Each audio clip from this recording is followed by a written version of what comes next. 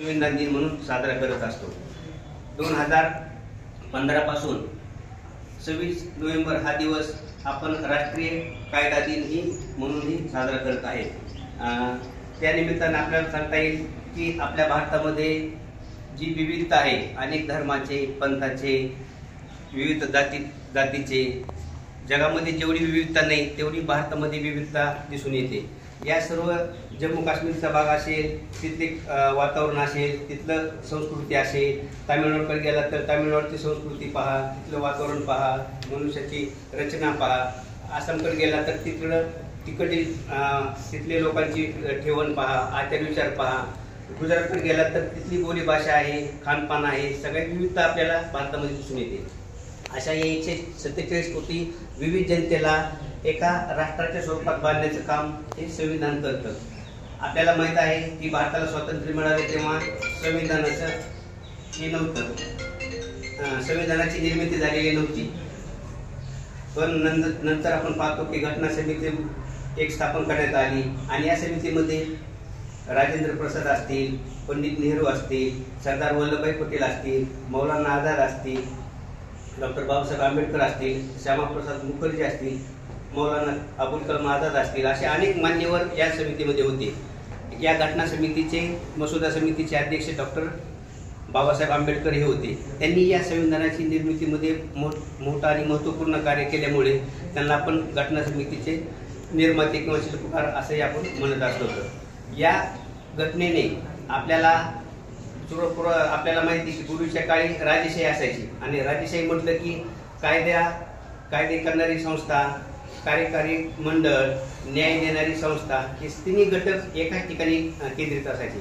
कायदा राजाच करायचा, त्याच्याप्रमाणे अंमलबजावणी राजाच करायचा आणि त्याप्रमाणे न्याय देण्याचं काम पण राजाच करायचा। अशा प्रकारे अधिकाराचं एकत्रीकरण होतं। परंतु या संविधानाने आपल्याला माहिती की कायदे मंडळ, कार्यकारी मंडळ, न्याय मंडळ असं सेपरेट विभाग केले आणि कायद्याचे विभाजन केल्यामुळे आपण पाहतो की आपल्याला चांगल्या पद्धतीचे लोकशाहीचे हक्क, अधिकार आपल्याला मिळत असलेले आपल्या दिसून येतात। आपल्या सर्वांना माहिती की भारतामधल्या ज्या संस्था आहेत की संसद असेल, सर्वोच्च न्यायालय असेल, उच्च न्यायालय असेल, संसद असेल, विधिमंडळ, राज्य विधिमंडळे असतील, राष्ट्रपती, पंतप्रधान, राज्यपाल, मुख्यमंत्री पासून सामान्य ग्रामसेवक, ग्रामपंचायतीपर्यंतचं कार्य त्या संविधानानुसार चालत असतं। या नियमानुसार एकत्र आपण बांधलेले आहोत आणि त्याप्रमाणेच आपण ते कार्य करत असतो आणि त्यामुळेच आपण पाहतो की गेले 70 वर्ष आपल्याला 75 वर्ष झाले की आपण लोकशाही व्यवस्था आपल्याकडे टिकून आहे आणि निर्विवादपणे आपण पुढच्या काळामध्ये पण ती चालूच राहणार आहे।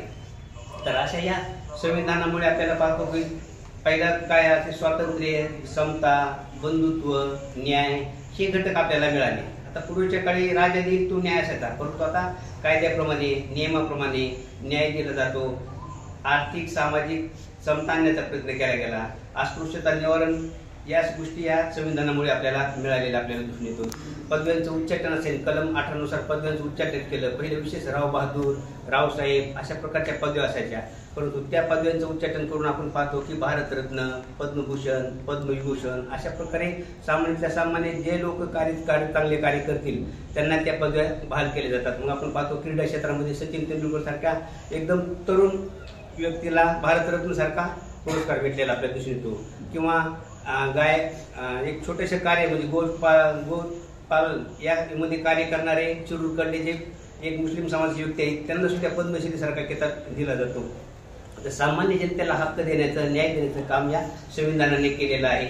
अशा या संविधानाचा स्वीकार 26 नोव्हेंबर 1949 मध्ये करण्यात आला आणि या संविधानामुळेच आज आपण पाहतो की आपल्याला न्याय, स्वातंत्र्य, समता, बंधुत्व किंवा सार्वभौमत्व, समाजवाद या गोष्टी आपल्याला पाहायला मिळतात, अनुभवायला मिळतात। लोकशाही व्यवस्था या संविधानामुळेच टिकून आहे। अशा या संविधानाच्या निर्मितीचा स्वीकारतेचा दिवस म्हणून आपण हा संविधान दिन पाळला जातो। या निमित्त मी एवढंच तुम्हाला सर्वांना सांगू इच्छितो आणि थांबतो। धन्यवाद। यानंतर मी महाविद्यालयाचे प्राचार्य डॉक्टर बी सुरे साहेब यांना विनंती करते की आपण विद्यार्थ्यांना मार्गदर्शन करावं।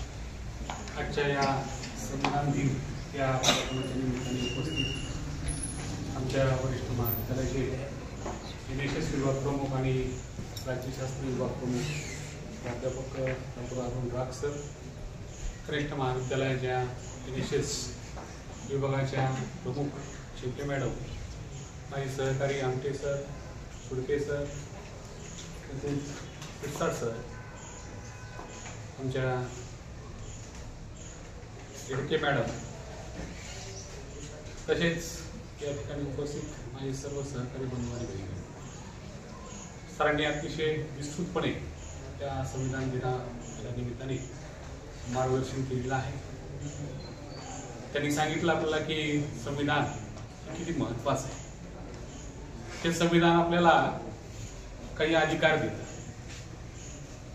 तुम्हाला बोलण्याचा अधिकार आहे सध्या, तुम्हाला स्वतःच्या मर्जीप्रमाणे वेशभूषा करण्याचा अधिकार आहे, अभिव्यक्ती स्वातंत्र्य मिळावं, तुम्ही कुठेही राहू शकता, भारतामध्ये कुठेही फिरू शकता, आपलं मत मांडू शकता. हे सगळं तुम्हाला संविधानानं दिलेले अधिकार. पहिले हे अधिकार आपल्याला नव्हते इंग्रजांच्या काळात. त्यावेळेस तुमच्या स्वातंत्र्यावर बंधनं होती.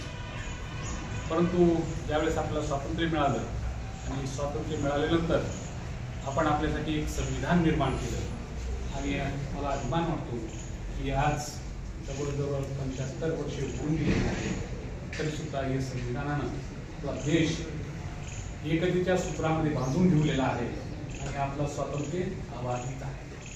सरांनी सांगितलं की आपल्या देशामध्ये प्रचंड विविधता आहे. काश्मीरपासून कन्याकुमारीपर्यंत आपण पाहिलं तर धार्मिक विविधता आहे, जातीय विविधता आहे, भाषिक विविधता आहे, प्रांतिक विविधता आहे. आणि एवढ्या अशा विविधता असताना या खंडप्राय देशाला जर कुणी बांधून ठेवलेलं असलं तर ते आपले संविधान. या संविधानाच्या माध्यमातून आज आपण एकत्र आहोत. आपलं स्वातंत्र्य अबाधित आहे आणि भारत देश प्रगतीच्या मार्गावर मार्गक्रमण करत आहे.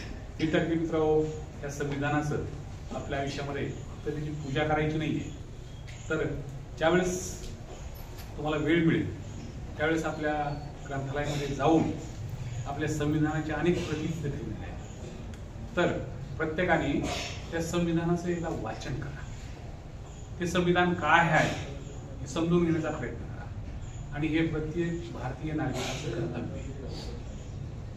त्यामुळं या संविधानाने जे तुम्हाला अधिकार दिले, हक्क दिलेले आहेत, त्याच्याबरोबर काही कर्तव्य सुद्धा दिले, तर त्या कर्तव्याचं सुद्धा तुमच्याकडून पालन होणं अपेक्षित आहे. या निमित्तानं मी तुम्हा सर्वांना या संविधान दिनाच्या शुभेच्छा देतो आणि थांबतो. धन्यवाद. धन्यवाद सर.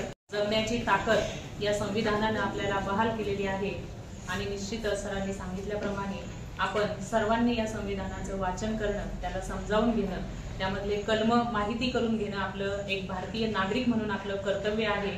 या प्रसंगी मी तुम्हा सर्वांना शुभेच्छा देते आणि या छोटेखानी कार्यक्रमाप्रसंगी महाविद्यालयाचे प्राचार्य उपस्थित राहून त्यांनी मार्गदर्शन केलं, त्यांचे मी आभार व्यक्त करते.